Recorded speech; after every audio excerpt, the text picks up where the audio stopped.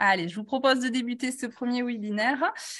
Donc, bonjour à toutes et à tous. Donc, je suis Mélodie Santoul, chargée de mission prévention à la CPAM du Tarn et je suis ravie de vous retrouver pour ce nouveau webinaire où nous allons parler aujourd'hui de l'endométriose. Donc, pour cela, nous recevons aujourd'hui le docteur Corinne Cantegrel, donc, qui est médecin gynécologue et qui va aborder effectivement plusieurs points lors de ce webinaire. Donc, qu'est-ce que l'endométriose? Pourquoi est-elle douloureuse? Quels sont les symptômes, les conséquences, quels sont également les diagnostics et les traitements possibles. Donc, vous avez à l'écran le sommaire de notre webinaire avec tous les points qui vont être abordés par le docteur Cantegrel. Donc voilà, autant de réponses que vous pourrez voir abordées pendant ce webinaire avec le docteur Cantegrel. Donc, l'intervention va durer entre 20 et 30 minutes pendant lesquelles vos micros seront coupés. Vous pouvez toutefois poser vos questions dans l'onglet discussion du panneau de configuration. Donc, vous avez déjà fait quelques remarques, donc n'hésitez pas à poser vos questions et à interagir avec nous via cet onglet discussion du panneau de configuration. Donc, comme pour tous nos webinaires passés, ce webinaire est enregistré. Donc, vous pourrez retrouver le replay directement sur la chaîne YouTube de l'assurance maladie du Tarn dès demain. Donc, vous pourrez visionner ou revisionner effectivement les éléments que vous aurez vus. Et vous pouvez également vous abonner à la chaîne YouTube de l'assurance maladie du Tarn si vous souhaitez être informé dès lors qu'il y a une nouvelle vidéo qui est mise en ligne. Donc, je laisse maintenant la parole au docteur Cantegrel et je vous donne rendez-vous tout à l'heure. Merci Mélodie, bonjour à tous, bonjour à tous, merci de votre confiance et de votre écoute. Donc moi je m'appelle Corinne Cantegrel, je suis médecin gynécologue, mon activité est essentiellement clinique, je fais relativement peu d'imagerie, mis à part les échographies. Donc l'endométriose, nous sommes peut-être un petit peu ambitieux en ayant titré ce webinaire Comprendre l'endométriose, puisque récemment nous avons une formation interne sur l'endométriose qui était nommée Illustre Inconnu. Donc vous voyez, je vous emmène dans des diverticules, si je puis dire, médicaux très compliqués. Mais on va essayer de les simplifier. Donc, où sommes-nous? Nous sommes dans l'appareil génital féminin, comme il est représenté sur le schéma. Donc, l'examen gynécologique commence, on va commencer par en bas, par l'examen de la vulve. Voilà. Puis, on remonte pour examiner le vagin avec un appareil qui s'appelle le spéculum, pas toujours confortable, mais qui va aussi nous permettre de visualiser le col de l'utérus où on fait les frottis pour dépister les états cancéreux ou précancéreux du col de l'utérus. Lorsque l'on remonte, on se retrouve dans la cavité utérine qui va permettre, lieu où se développe bien sûr l'embryon puis le fœtus. Cette cavité utérine est recouverte d'une muqueuse qui est éliminée pendant les règles lorsqu'il n'y a pas de grossesse. De chaque côté de la cavité utérine sont les trompes qui se rapprochent des ovaires. C'est au niveau des ovaires que va se sécréter le follicule. Le follicule émis à l'ovulation va être récupéré par le pavillon de la trompe où il va rencontrer le spermatozoïde s'il y a eu un rapport. Le spermatozoïde va féconder l'œuf et l'œuf fécondé va revenir dans la cavité utérine. Alors, juste, excusez-moi de vous couper, docteur. Peut-être est-ce que vous pouvez parler un petit peu plus fort parce que très bien, oui, je vais essayer. Je me rapproche Voilà, oui, de petits défauts au niveau du Est-ce son. que c'est Donc, comme ça? voilà, c'est voilà. Merci, Du micro. merci pour vos remarques. Merci. On continue peut-être, puisque là j'ai décrit. Alors, l'endométriose, qu'est-ce que c'est? C'est une maladie gynécologique, inflammatoire et chronique. Et là, tous les mots comptent. Nous allons y revenir tout au long du webinaire. Elle se caractérise donc cette maladie par la présence en dehors de la cavité utérine de tissus semblables à celui de la cavité utérine. On appelle ce tissu l'endomètre. Cette maladie, donc l'endométriose, évolue de la puberté à la ménopause sous l'influence des hormones sexuelles sécrétées par l'ovaire tout au cours du cycle. Sur les schémas ci-dessous, on voit à gauche, bien sûr, sans endométriose, et à droite, un schéma avec endométriose. Nous le reverrons plusieurs fois, ce schéma, parce qu'il est très explicatif. L'endométriose en chiffres, il faut savoir que 10% des femmes en sont atteintes, donc c'est un chiffre non négligeable. Sur ces 10%, la moitié, 50% des femmes souffrent de douleurs chroniques et ou d'infertilité. Ça veut dire quoi ça? Ça veut dire que 50% des autres femmes qui souffrent n'ont pas d'endométriose.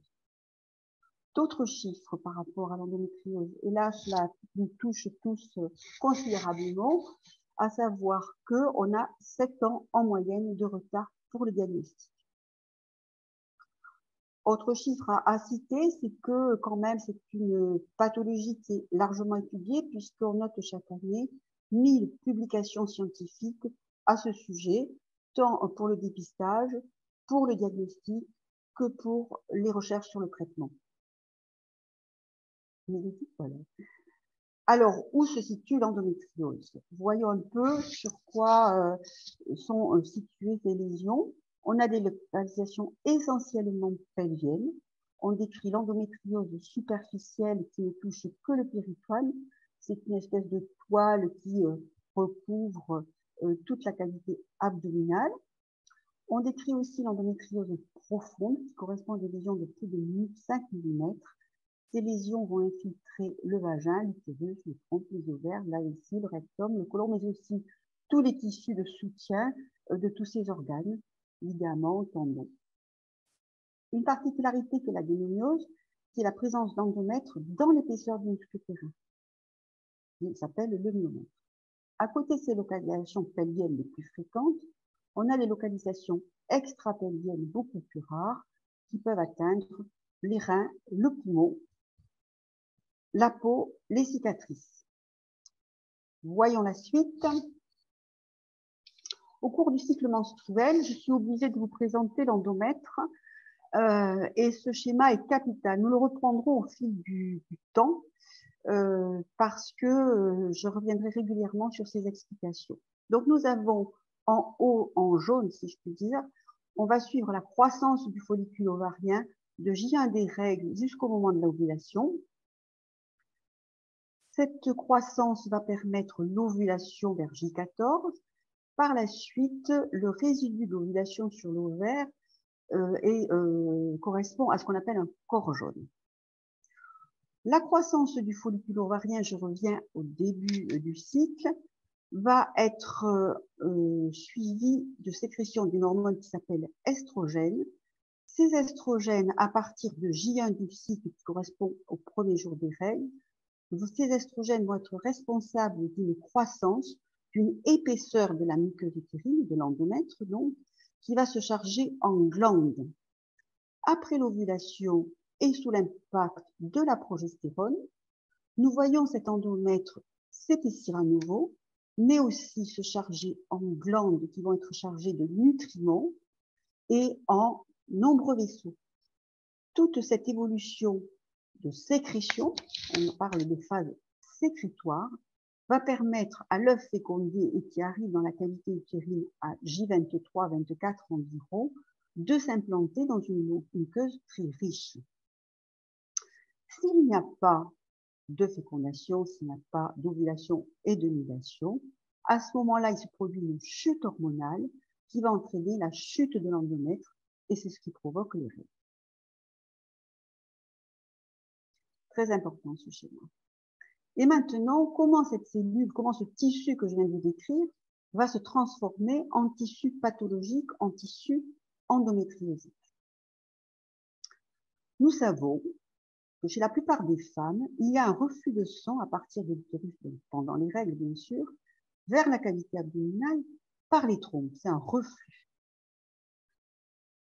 Ce sang qui arrive dans la cavité abdominale réalise un greffon de cellules qui va subir les mêmes influences hormonales que les cellules normalement présentes dans la cavité utérine.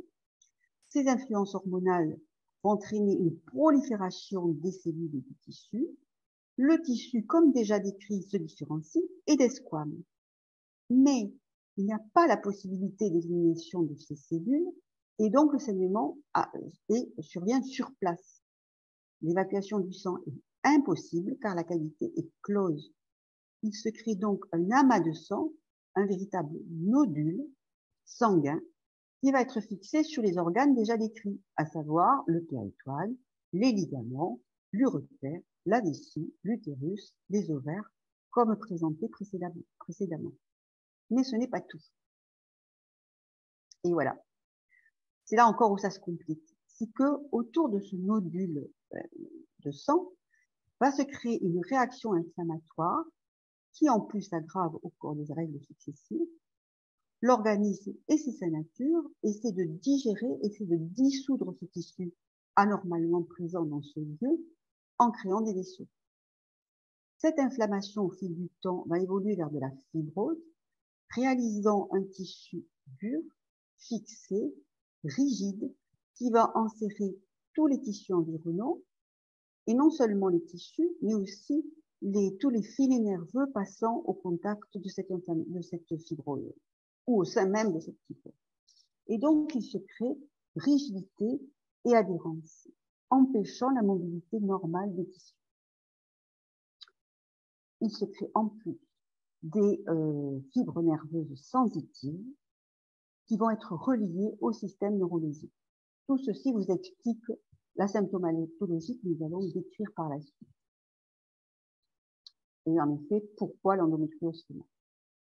Donc, vous l'aurez compris, plusieurs explications.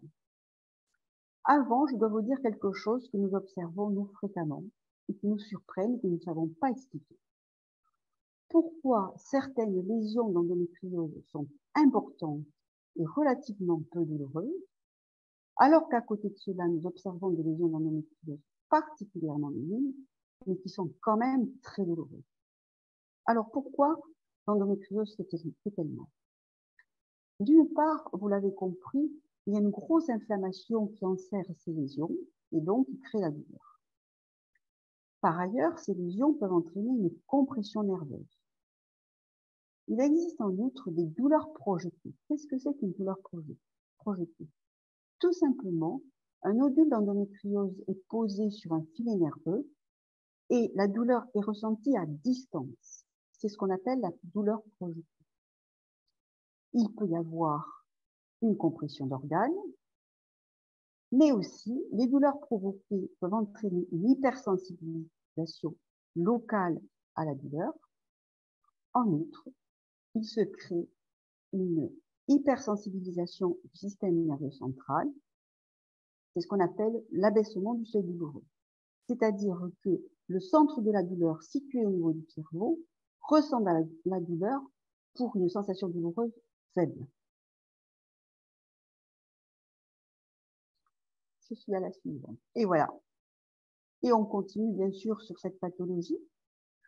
Vous l'avez compris, toute l'installation de cette douleur s'appelle une chronicisation. La douleur entraîne des contractures musculaires réflexes qui sont elles-mêmes douloureuses. Ces contractures douloureuses entraînent une immobilité de la patiente parce qu'elle a peur de déclencher une douleur.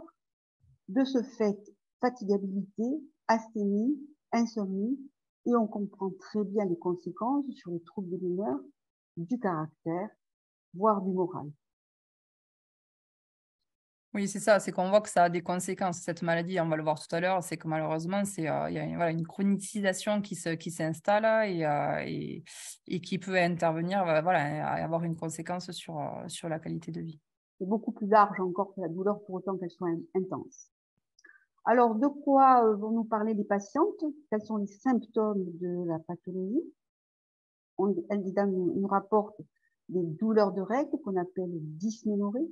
Elles sont très intenses, elles s'aggravent dans le temps, elles deviennent résistantes aux traitements antalgiques, mais aussi on décrit des douleurs pelviennes et ou abdominales entre les règles. Ces douleurs peuvent être cycliques, mais pas toujours. Elles peuvent être irradiées aux cuisses, au lombaire, vers l'anus à titre de pesanteur, de crampes, de douleurs soudaines. Elles peuvent être aussi variées dans leur présence, c'est-à-dire que vous pouvez avoir un cycle avec des douleurs pelviennes cycliques, le cycle suivant pas de douleurs pelviennes ou des douleurs constantes, associées ou non à des dysménorrhées. Voilà, il y a un méli-mélo de la symptomatologie. Mais il existe aussi des douleurs pendant les rapports sexuels qu'on appelle dyspareunie qui peut varier selon la date du cycle et des positions et qui peut survenir à chaque rapport. À côté des symptômes douloureux, on a des symptômes plus hémorragiques. Saignements pendant les règles, on décrit de l'hémorragie. Elles peuvent être excessivement abondantes, jusqu'à 1 change par heure, avec des règles qui s'allongent dans le temps. Des saignements en dehors des règles, qu'on appelle métrorragie, qui peuvent être faibles. À côté de ces saignements, on a aussi des signes urinaires, douleurs en urinant, envie fréquente d'uriner, urgence missionnelle, sang dans les urines, des signes digestifs, douleurs lors de la selle, alternance diarrhée-constipation, ballonnement digestif, sang dans les selles. On aura aussi, vous le comprenez, des conséquences beaucoup plus larges de l'endométriose. Mélodie l'avait un petit peu évoqué tout à l'heure. Et on comprend que la qualité la qualité de vie des femmes qui souffrent d'endométriose est considérablement altérée.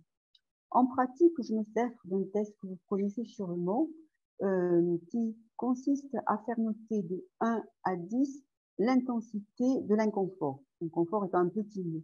Intensité de la douleur et ou intensité de l'altération de la qualité de vie des femmes. Très intéressant de réaliser par un chiffre quel est l'impact de la pathologie, des symptômes évoqués. Alors, de quoi elles se plaignent, ces dames? De fatigue chronique, d'altération de l'humeur pouvant confiner à la dépression et à l'angoisse. Imaginez la gestion des douleurs pluriquotidiennes avec des médicaments, de la chaleur, on en reparlera, et différentes façons d'essayer de sursoir à ces douleurs. Et on comprend aisément l'impact que cela peut avoir sur le couple, sur la famille et l'impact professionnel. Un focus aussi sur la fertilité. 30% des femmes atteintes d'endométriose sont confrontées à des problèmes de fertilité. Alors pourquoi? On peut l'expliquer aisément par l'obstruction des trompes par des adhérences, présence de kystes ovariens qui interfèrent avec la fonction ovarienne, avec l'ovulation, mais aussi inflammation pelvienne, comme déjà dit, interférant avec les spermatozoïdes, les ovules et la fécondation, mais aussi anomalie de l'endomètre empêchant l'annulation. On n'oubliera pas de rappeler l'importance du risque de la réduction des rapports du fait des douleurs, lesquelles bien sûr interfèrent sur la fertilité. Alors comment on s'y prend pour poser un diagnostic devant cette multiplicité de symptômes et le dépistage? Alors, on va beaucoup s'appuyer sur l'interrogatoire qui doit être, on dit entre nous, policier, pour pister tous les détails.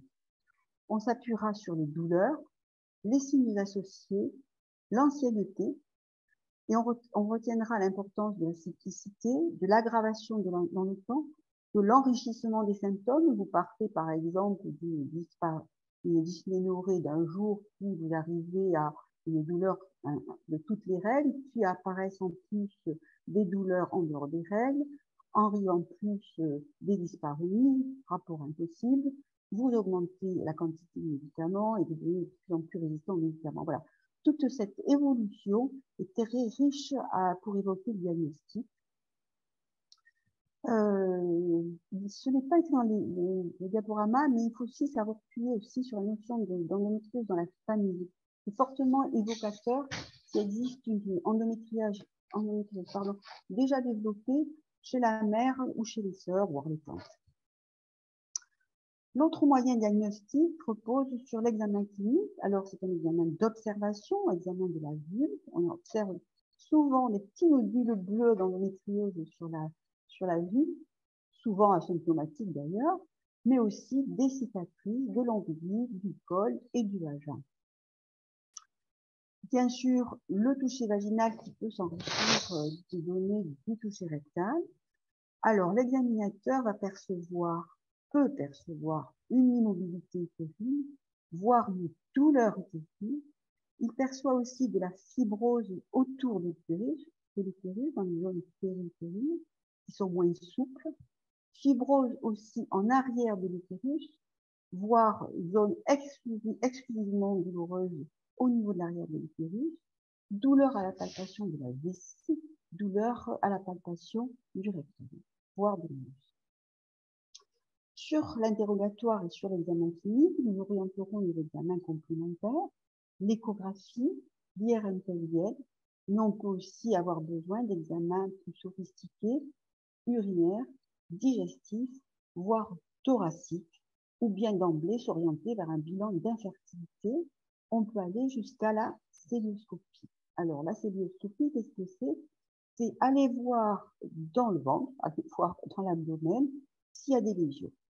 C'est bien sûr un examen sous anesthésie générale qui consiste à passer par voie, par le nombril, par une petite incision du nombril, d'introduire un appareil qui s'appelle le célioscope, qui est un appareil, une caméra, on dira à lumière froide bien sûr, qui permet de visionner toute la cavité abdominale. Et ça, bien sûr, c'est ce que vous le disiez, là, au niveau des examens cliniques, c'est, entre guillemets, personnalisé, c'est adapté en fonction de chaque personne. Au niveau Alors, on va même plus loin. La célioscopie, à ce jour, est vraiment un examen de dernière intention qui est beaucoup plus rare qu'autrefois. Et pourquoi? Parce que nous avons une performance grâce à l'IRM qui est beaucoup plus fine. Hein. Donc, on a moins besoin de la célioscopie pour poser un diagnostic d'endométriose. Nous utilisons l'indication de la célioscopie à ce jour arrive plus facilement lorsqu'on sait qu'on va être chirurgical. On en parlera plus loin, mais on essaye de coupler la célioscopie, qui n'est quand même pas anodin, on endort les gens, hein, rien, pour faire à la fois un diagnostic et une thérapeutique. Alors, on essaye de trouver des biais pour avoir un diagnostic plus précoce. Les applications. Alors, les applications, très sincèrement, elles sont, nous, médecins, nous n'hésitons pas parce que nous avons d'autres outils que sont l'interrogatoire, je vous l'ai décrit, et l'examen clinique. Mais les applications qui sont destinées au grand public peuvent être intéressantes. C'est simplement un algorithme qui se base sur les données d'interrogatoire médical, vous les avez décrites plus haut, et qui sont traitées par statistique. Donc, elles sortent une probabilité d'être atteintes d'endométriose. Par ailleurs, la recherche cherche au niveau des biomarqueurs qui pourraient nous orienter vers un diagnostic ou une suspicion d'endométriose. J'en citerai un qui est sorti il y a un an environ, qui est un test salivaire, donc très très peu invasif bien sûr. Ce test salivaire va dépister dans la salive des petits brins génétiques qui seraient spécifiques chez les femmes porteuses d'endométriose. Ce n'est pas un test qui est reconnu à ce jour par les scientifiques, il est encore en voie de recherche bien avancée. Il est en cours d'évaluation, il n'est absolument pas mis sur le marché à ce jour et automatiquement pas du tout pris en charge par la sécurité sociale, mais je pense qu'il mérite d'être suivi de très près parce que je suis sûre qu'il va être bientôt diffusé. Et justement, il y a une participante qui nous a posé justement la question pour savoir par rapport à ce test salivaire. Donc, voilà pour la question. On la comprend très bien parce que nous aussi, on est vraiment accro à ce test. Il est indéniable que lorsqu'on rencontre les scientifiques, je les ai rencontrés il y a quelques mois, qui sont sur cette recherche-là, ils disent bien qu'il ne pourra être véritablement mis que dans les mains de professionnels parce qu'ils doivent s'accompagner, ils doivent être indiqués, ils seraient indiqués déjà sur une approche clinique, celle que je vous ai décrite, il ne peut être interprété véritablement que par des professionnels. Affaire à suivre. C'est ça. Alors, au niveau des traitements, du coup, justement. Alors, au niveau des traitements, les traitements, ils sont médicamenteux, essentiellement médicamenteux, et médicamenteux essentiellement hormonaux. Le but de ces traitements, c'est d'obtenir une atrophie de l'endomètre. Là, je vais demander à Mélodie de revenir au premier schéma concernant la physiologie de l'endomètre pour bien vous expliquer le but de la manœuvre. Le voilà, le schéma. Donc, on va regarder en bas. On va regarder en bas la partie rose qui décrit, qui figure l'endomètre. Donc, je vous l'ai décrit, l'endomètre sous l'influence de deux hormones, estrogène la première partie, progestérone la deuxième partie, s'épaissit et se différencie. Et c'est parce qu'il est épaissi, différencié, chargé en glandes et en vaisseaux qu'il va desquamer. À partir du moment où on obtient un endomètre complètement atrophique, complètement raplapla, sans glandes et sans vaisseaux, il n'a plus la compétence, il n'a plus la possibilité de desquamer. C'est pour ça que les traitements sont puissamment hormonaux. Là, nous devions peut-être revenir sur les traitements. Donc, je vous l'ai dit, ces traitements hormonaux vont aboutir à cette atrophie, ce qui empêche sa desquamation, ce qui empêche donc le saignement, et donc les dames se retrouvent sans règles en aménorrhée. On s'y prend comment? Tout simplement avec la pilule estro-progestative, qui peut être prise, proposée en discontinu 21 jours sur 28, comme le classique, mais cette même pilule peut être proposée en continu par un enchaînement de plaquettes, ce qui supprime les règles et les douleurs. Il existe une pilule qui ne contient que de la progestérone qui se prend de fait en continu. Malheureusement, il y a souvent des échappements et il peut y avoir des saignements sous ce type de contraception. On peut aussi apporter la progestérone en médicament. C'est une progestérone de synthèse. Il ne faut pas oublier qu'il faut taper fort car il faut aller contre la nature. Elle se prend en continu. La progestérone de synthèse peut aussi être apportée sous forme de stérilet, impérativement à 52 mg pour être efficace. On a un autre produit qui s'appelle les analogues de la NHRH. Alors, la GnRH, qu'est-ce que c'est? La GnRH, c'est une hormone sécrétée par un organe du cerveau. Cette hormone va commander le cycle ovarien. Dans la nature, physiologiquement, elle est sécrétée de façon pulsative. Et c'est grâce à cette pulsativité que le cycle ovarien sera séquentiel, cyclique, sur 28 jours. À partir du moment où cette GnRH, cette hormone, est sécrétée de façon continue et donnée de façon continue, elle supprime la commande ovarienne, il n'y a plus de cycle ovarien et la patiente se retrouve sans règles en aménorrhée. Malheureusement, la contrepartie de cette thérapeutique, qui est injectable, c'est que la patiente se retrouve en ménopause avec les conséquences péjoratives sur les complications de la ménopause. À côté de ces traitements médicamenteux hormonaux puissants, on n'oubliera pas de prendre en charge la douleur par les traitements antalgiques.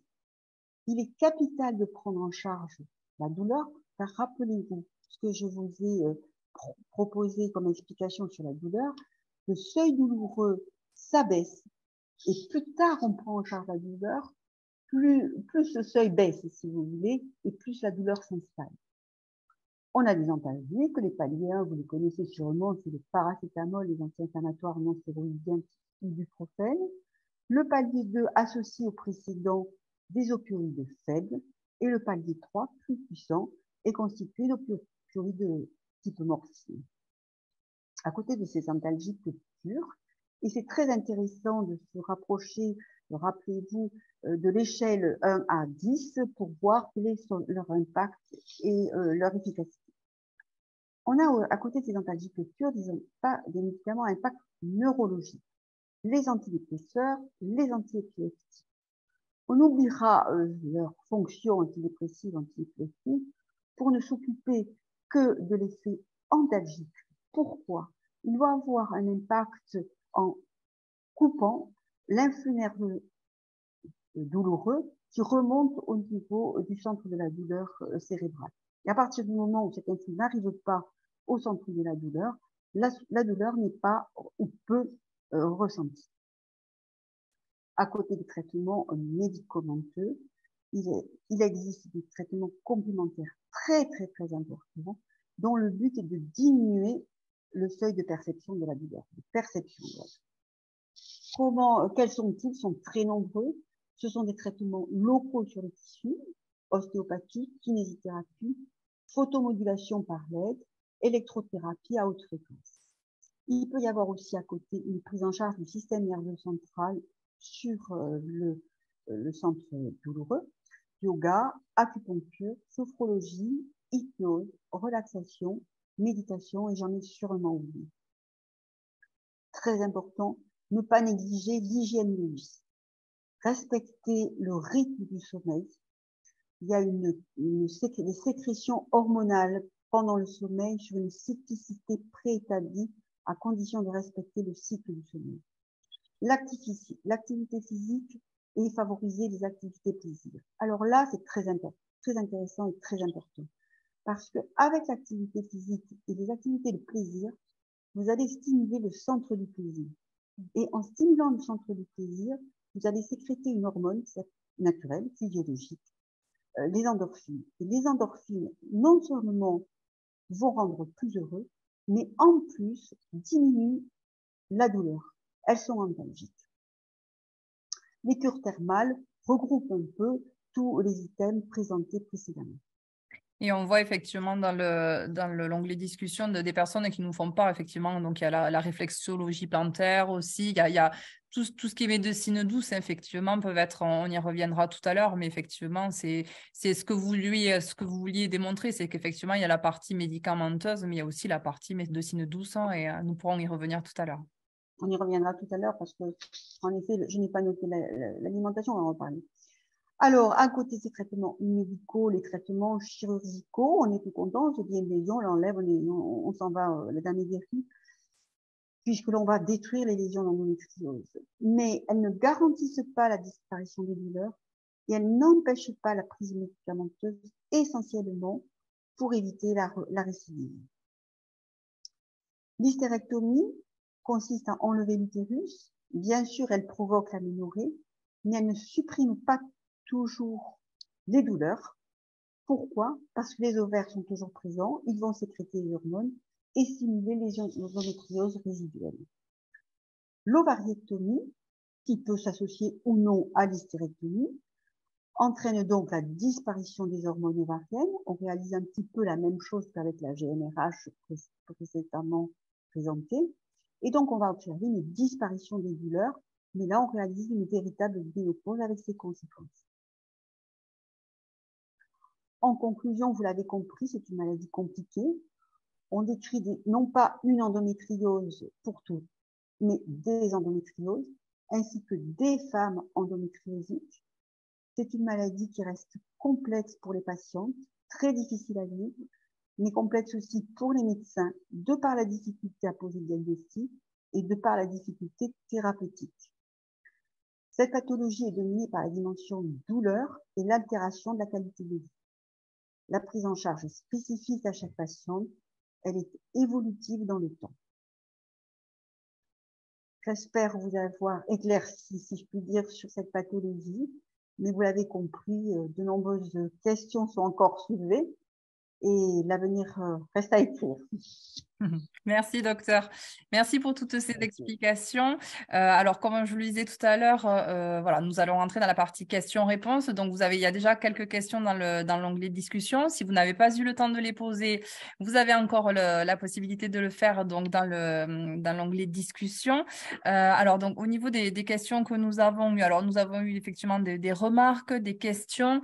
Alors, si je reprends depuis le départ. Alors, au niveau déjà du lien, hein, sachez-le, donc si vous n'avez pas pu assister jusqu'au bout à la présentation, bien sûr, vous pourrez retrouver le lien, vous le recevrez par mail et puis vous pourrez revisionner ou même partager autour de vous ce webinaire donc, sur la chaîne YouTube de l'assurance maladie du Tarn. Hein, ça, vous pourrez y avoir accès. Donc, du coup, au niveau des questions qui ont été posées, il y a une personne qui nous indique que si la prise de contraception hormonale entraîne d'autres désagréments, notamment une disparition quasi totale de la libido, est-ce qu'il existe d'autres traitements? Donc ça, vous en avez parlé un petit peu au niveau de la présentation. Ensuite, alors il y a une personne qui nous indique Serait-il judicieux de proposer, dans le cas d'une patiente de 28 ans ayant des ménorrhagies et des douleurs avec échec de DIU progestatif? Alors, je pense que c'est un professionnel de santé, hein, excusez-moi si je ne lis pas correctement. Donc, des DIU progestatifs, c'est-à-dire non diagnostiqués, mais mères porteuses d'endométriose multi-opérée en attente d'IRM, avec son DIU douleur et métrorragie, bien plus que de simple spotting, repasser à une pilule OP, peut-être. Alors, je résume. Donc, c'est une patiente de 28 ans dont la mère est atteinte Porteuse d'endométriose. d'endométriose multi-opérée, tout à fait, en attente d'IRM. Cette patiente a des ménorrhagies avec des douleurs, avec échec de DIU progestatif. Oui, il faut repasser, même une progestérone. Voilà, la question, voilà, est-ce que repasser, est-ce que peut-être repasser à une pilule Ou OP? une pilule ou une progestérone continue. Voilà. Ça, c'était, je pense que c'est un des échanges Oui, entre oui, oui, professionnels de oui. santé. Alors ensuite, est-ce que vous pouvez nous indiquer d'où vient justement l'endométriose? Est-ce qu'il y a une Alors, explication tout à d'où? fait. Alors, on n'a pas une explication, on cherche encore. Hein. Rappelez-vous, il y a mille recherches par an. Donc, on a trois théories. Donc, le reflux de sang, ça, il est prouvé, il est quasiment chez chaque femme. Mais pourquoi certaines qui ont un reflux n'ont pas d'endométriose et d'autres non? Là, on évoque une raison génétique. On pense qu'il y a probablement des facteurs de sensibilisation qui font qu'il y a des greffons qui se greffent, en effet, une acceptabilité de certains péritoines à la greffe de ces cellules de l'endomètre qui refluent par les trous. La deuxième théorie, c'est que il existerait des cellules souches sur le péritoine qui, alors pourquoi à ce moment-là de la vie, mais sous les influences hormonales dès la puberté, se développent et créent ces nodules d'endométriose. Et la troisième solution, j'en sais rien, mais enfin, explication pourrait être que les cellules d'endomètre normales dans la cavité utérine passent par voie sanguine et ou par voie lymphatique, ça reste à démontrer, et viennent par ces voies-là s'accrocher au péritoine. Donc, trois théories en cours de recherche. D'accord, merci. Alors, vous parliez de douleurs pendant les rapports sexuels. Quel type de douleurs peuvent ressentir ces femmes, justement? Si vous deviez illustrer ces douleurs, à quoi ça pourrait correspondre? Tout à fait. Alors là, ce sont ce qu'on appelle des douleurs, excusez le mot, balistiques. Balistiques. Ça veut dire que c'est le choc de la verge qui cogne, je suis désolée, hein, mais qui cogne sur les lésions. Et en effet, ces lésions concernées sont essentiellement situées derrière l'utérus. Il y avait une question sur le torus. C'est en effet à ce niveau-là que se situent beaucoup de lésions d'endométriose et c'est véritablement l'endroit où cogne la verge. Donc ça, c'est vrai qu'il faut en parler. Il ne faut pas hésiter parce que c'est vrai que les personnes peuvent peut-être être un peu gênées et le garder pour elles. Ben, n'hésitez pas, si ça vient à être le cas, à en parler avec les professionnels de santé. Voilà, ça peut être... Très aidant pour nous, très très aidant. Ben oui, c'est ça. Ça fait partie effectivement des éléments. Alors justement, certaines jeunes filles ont parfois des règles douloureuses. Est-ce que justement ça peut être les règles douloureuses qui empêchent parfois d'aller en cours ou autre? Est-ce que ça peut être justement un signe d'endométriose? Est-ce qu'il faut en parler justement aux professionnels de santé? Alors, les règles douloureuses, oui, il faut en parler, tout simplement parce que, je l'ai déjà dit dans la présentation, il faut couper au plus tôt la douleur pour qu'elle ne se chronicise pas, que ce soit l'endométriose ou pas. Là, il faut couper la douleur. Se précipiter sur un diagnostic d'endométriose, je trouve que c'est un peu lourd. Alors là, c'est un engagement personnel, hein. Puisque donc on peut aller par paliers, déjà les antalgiques, et on peut monter dans les paliers antalgiques, il y a des antalgiques spécifiques aux douleurs de règles. Et après, peut exister en effet la pilule, voire les progestatifs. Je pense que voilà, c'est un petit peu ma démarche personnelle, parce que poser un diagnostic d'endométriose, le traitement sera le même dans tous les cas de figure, et avoir une étiquette endométriose tout à fait jeune, c'est tout à fait très lourd à porter pour ces jeunes filles.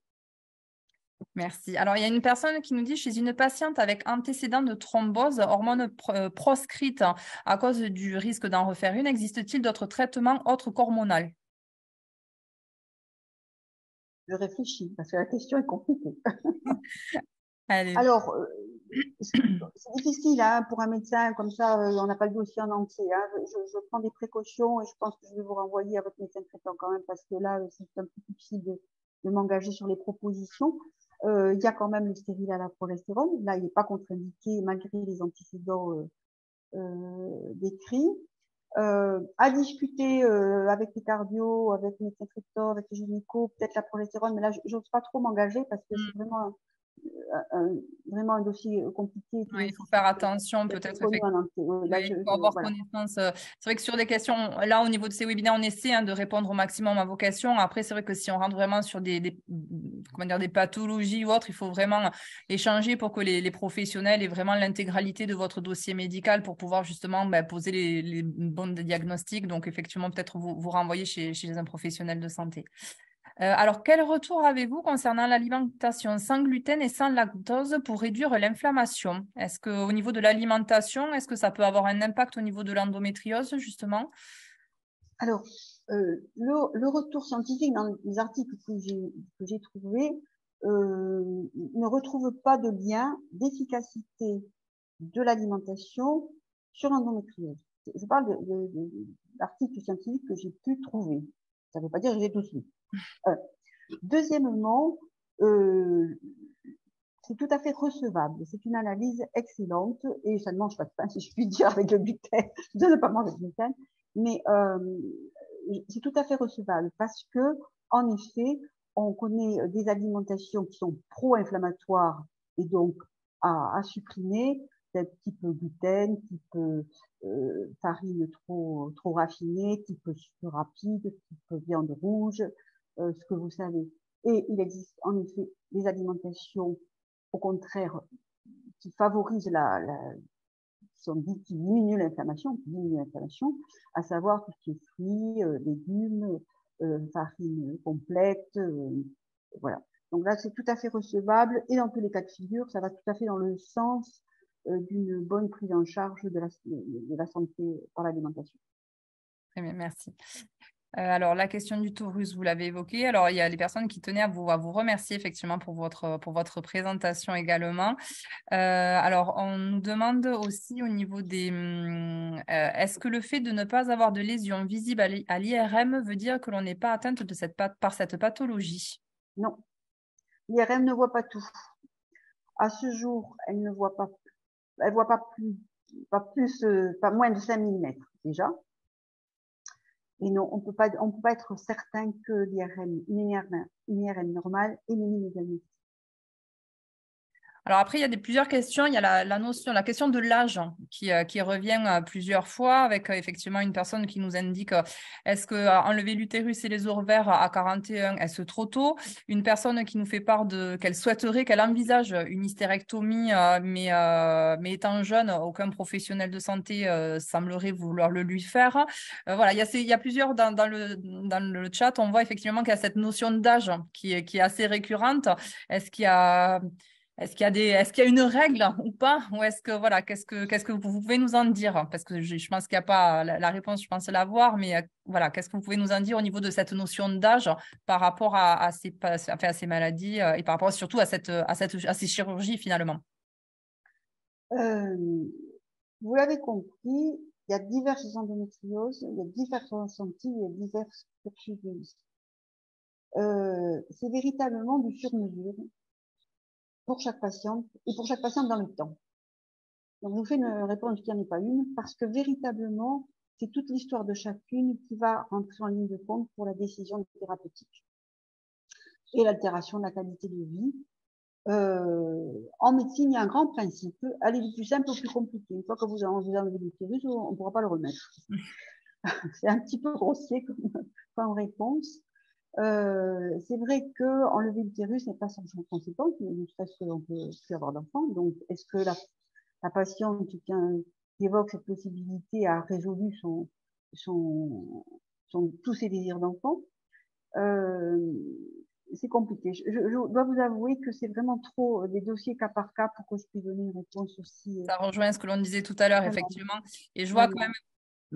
enfin, certaines personnes nous font part effectivement de leur vécu et de ce qu'elles ont, voilà, de ce qu'elles ont vécu, des opérations qu'elles ont eues ou autres. Alors, c'est vrai qu'il y a certaines questions auxquelles on ne va pas pouvoir répondre parce que ça nécessite vraiment une consultation chez un professionnel de santé pour avoir vraiment l'ensemble des éléments médicaux pour pouvoir y répondre. Euh, Docteur, est-ce que vous pouvez nous dire peut-être aussi au niveau on a parlé un petit peu de l'alimentation, au niveau de l'activité physique, justement, activité physique et endométriose, est-ce que vous pourrez nous en dire plus peut-être?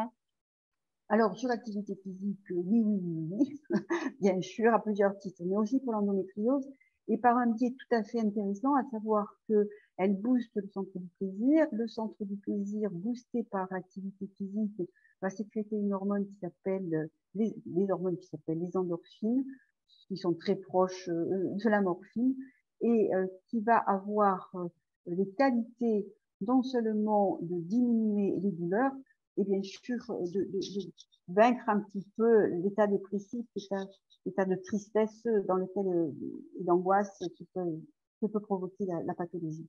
Donc oui, dans l'exercice physique, ça reste une valeur sûre. En plus, elle va maintenir la souplesse des organes internes et c'est tout à fait dans le bon sens pour améliorer. Alors pareil, on nous fait part effectivement d'échanges par rapport aux douleurs. On revient beaucoup sur les douleurs effectivement liées à cette maladie, hein. Malheureusement, on en a parlé tout à l'heure. Est-ce que vous avez voilà, d'autres conseils à donner effectivement pour soulager ces douleurs ou soulager certains symptômes, notamment je vois des vomissements pendant les règles, des choses comme ça. Est-ce que vous avez des conseils à donner à ces femmes qui souffrent malheureusement de cette maladie?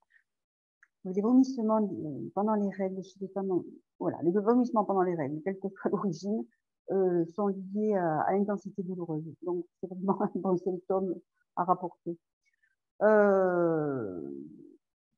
Alors, ne pas négliger les apports de l'acupuncture. C'est vraiment des outils très forts, que sont l'acupuncture, que sont le yoga, que sont toutes les techniques de relaxation. Je ne sais pas si j'ai parlé d'hypnose dans le topo.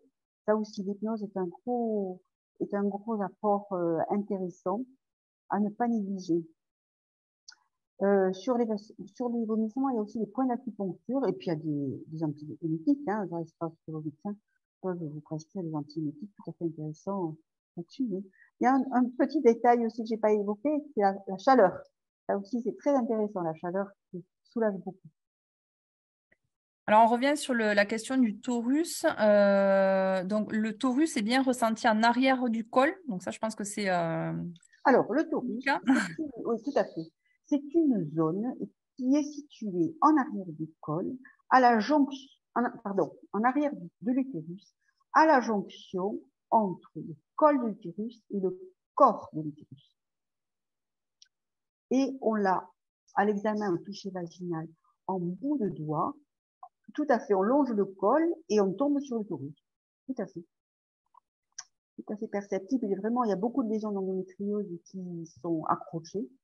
Et la douleur même du torus à la pression doit nous faire évoquer, le diagnostic. Alors, Oui, oui. pardon. J'avais vu une question sur l'activité physique concernant les activités physiques à proscrire. Oui. Il y en a, grosso modo, c'est tous les chocs. Donc, plutôt la course à pied, vous voyez, sur la corde, les chocs, voilà. Après, tout le reste peut être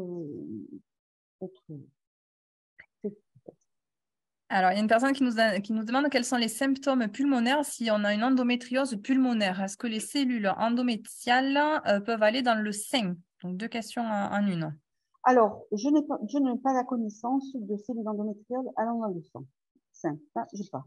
Mais en effet, on décrit rarement des endométrioses thoraciques qui peuvent être dans le poumon et ou dans la plèvre. Hein, c'est la plèvre qui est située entre la cage thoracique et le poumon.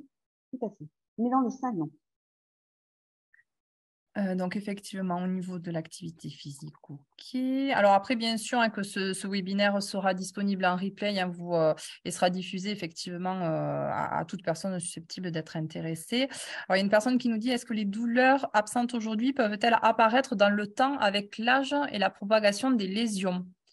C'est-à-dire qu'une personne qui a, donc je suppose qu'il y a une endométriose, mais qui aujourd'hui n'a pas de douleur, est-ce que ces douleurs peuvent voilà, arriver dans le temps finalement? Est-ce que... Oui, l'endométriose, tant qu'il y a des hormones, est évolutive. Alors, ou pas, ça ne peut pas être évolutive. Mais le fait qu'il y ait des hormones, tant que la dame est aménopausée, elle a toujours des hormones. Donc oui, elles peuvent arriver dans le temps.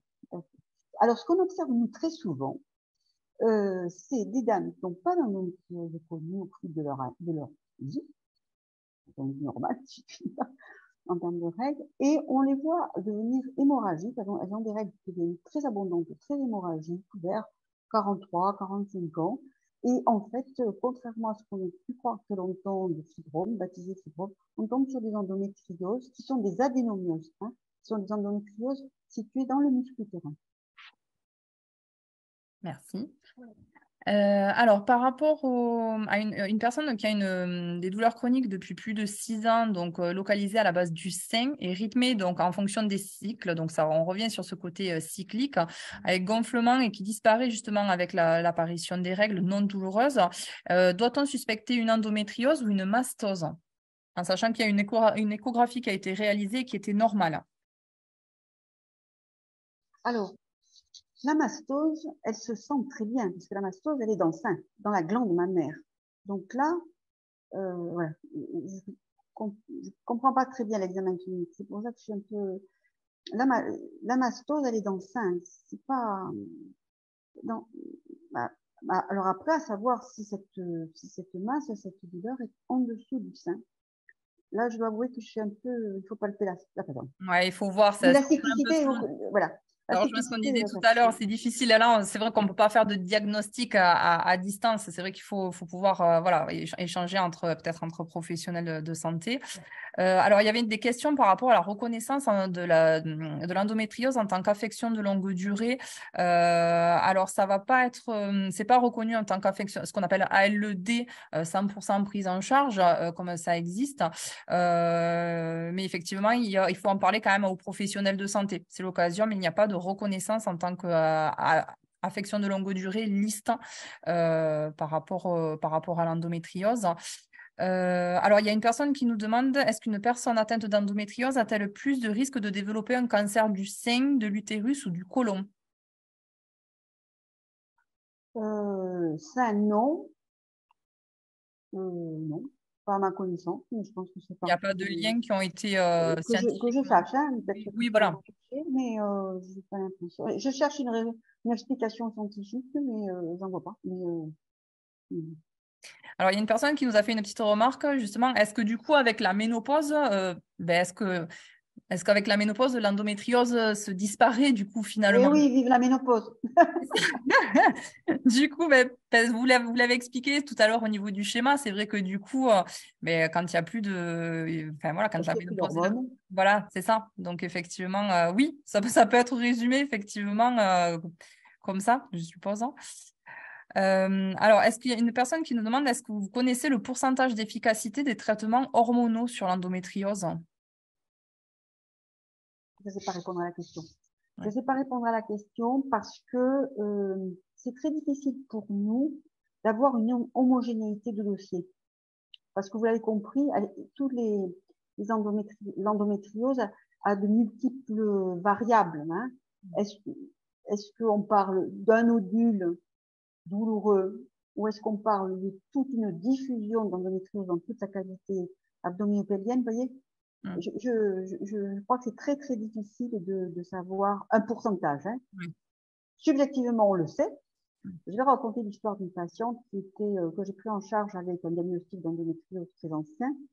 Et elle était encore algique, elle avait 35-36 ans, elle avait eu ses enfants, tout ça. Et je lui ai proposé de la mettre sous un traitement progestatif qu'on n'utilise plus à ce jour, qui s'appelle l'Empocure. Elle a été au paradis pendant 6-8 ans. On arrive vers 40-42 ans. Je lui ai dit, vous êtes complètement bien là actuellement. On pourrait essayer de voir les choses différemment. On est passé sur une progestérone pure. Elle a redéveloppé des douleurs. On a trouvé un traitement spécifique. Elle a encore développé des douleurs. Et là-dessus, on a été obligé de passer à la phase chirurgicale. Donc voilà, pour vous dire que rien n'est gagné, quoi. Oui. Rien n'est gagné. Merci. Alors, il y a une personne qui nous indique, y a-t-il des études sur le lien entre l'exposition à des perturbateurs endocriniens et l'apparition d'endométriose, indépendamment de l'effet d'une puberté précoce, impact des phytoœstrogènes, soja par exemple? Alors, j'ai pas trouvé d'études, mais je suis convaincue. Je suis convaincue de l'impact malheureusement positif sur le développement de l'endométriose. Et je me demandais, alors là, c'est purement personnel, hein, vraiment, mettez cette réponse à un niveau limite. Je suis en train de me demander si on parle pas de plus en plus d'endométriose aussi, parce qu'il y en a peut-être de plus en plus qui se manifestent de plus en plus tôt à cause des perturbateurs endocriniens. Je suis tout à fait d'accord. Oui, alors pour le soja, c'est démontré puisque c'est un phytoestrogène. Oui, tout à fait. Alors ben justement, j'en profite. Nous allons justement proposer bientôt un webinaire sur la santé environnementale et sur les perturbateurs endocriniens. Alors, ça ne répondra pas à ces questions-là, mais on aura l'occasion, pardon, je récapitule.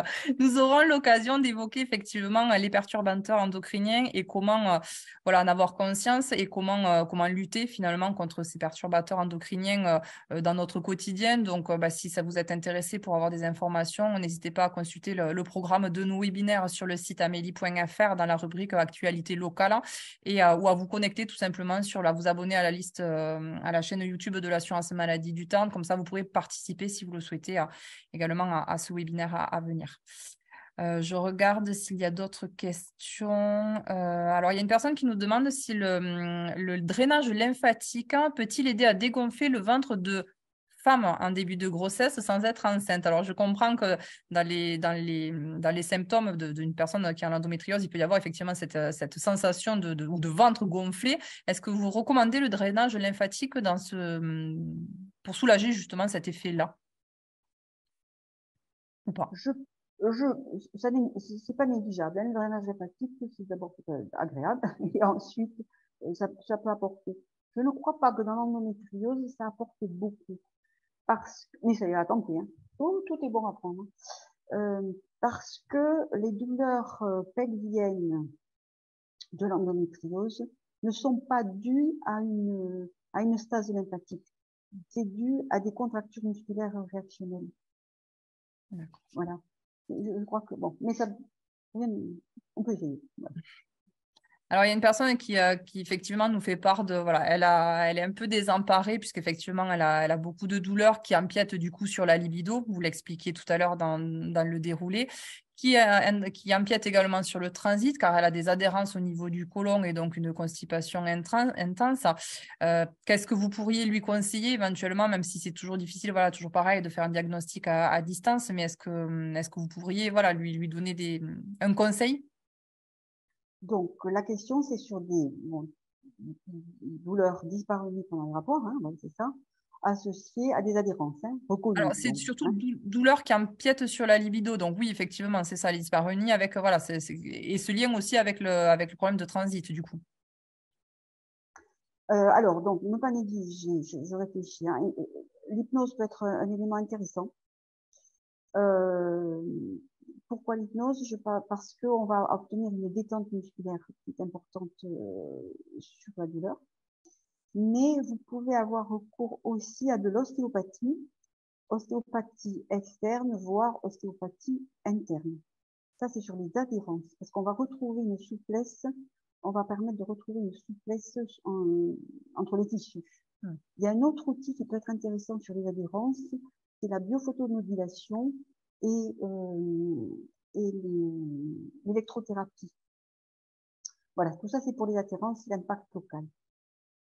Après, c'est vrai que par rapport à la question de la libido, on le disait tout à l'heure, il ne faut pas vraiment hésiter à en parler, même avec son compagnon, parce que c'est vrai que c'est quelque chose, vous pouvez parfois vous sentir un peu incomprise, donc il ne faut pas hésiter à parler et de la maladie et de ce que vous ressentez ou autre, parce que voilà, il faut toujours exprimer, c'est important d'exprimer aussi ce que vous avez, de ne pas le garder pour vous aussi, de ne pas hésiter même à en parler à un professionnel de santé pour vraiment se sentir entouré aussi à ce niveau-là.